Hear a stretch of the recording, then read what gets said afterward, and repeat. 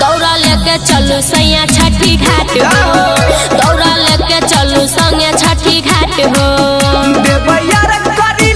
पूजा पाठ है यो सब मौका छोड़े छे पहला रख देबे बोलो करी लेबै पूजा पाठ है।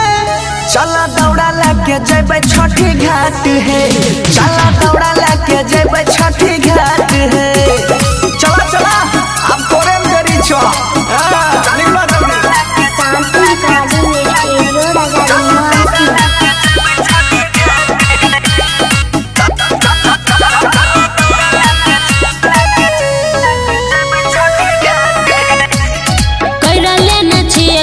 हम हो सिंगार हो, धोती पहनी पियर में हो जा तैयार हो। धोती कुर्ता हमें पिन के अरे चिंता न कर रानी दाहुरा सजाबा, डीजे में छठी माई के गाना बजाबा नाचबा बोलो। देरी करब त बजी जेतै 8 हो, सबसे पहले हम ही पहुंचबे तो टेंशन के ले छो। देरी करब त बजी जेतै 8 हो, दौड़ा लेके चलो सैया छठी घाट हो, दौड़ा लेके चलो संगे छठी घाट हो।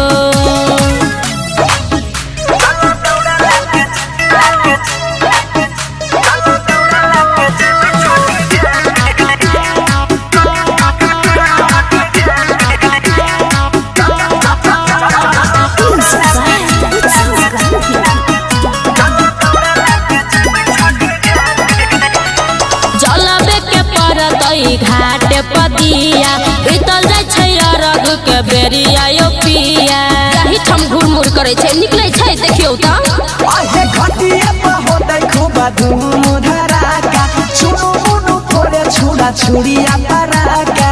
हमरा हाथ बम लागलिए सुपारी। अच्छा देवर कृष्ण निहारे होतै बाट हो, आधे रात में उठ के गेलै पता नहीं कहां होतै। बहुत सुमन सोना बाजे नहीं दयाठ हो, दौड़ा लेके चलू सैया छठी घाट हो, दौड़ा लेके चलू संगे छठी घाट हो।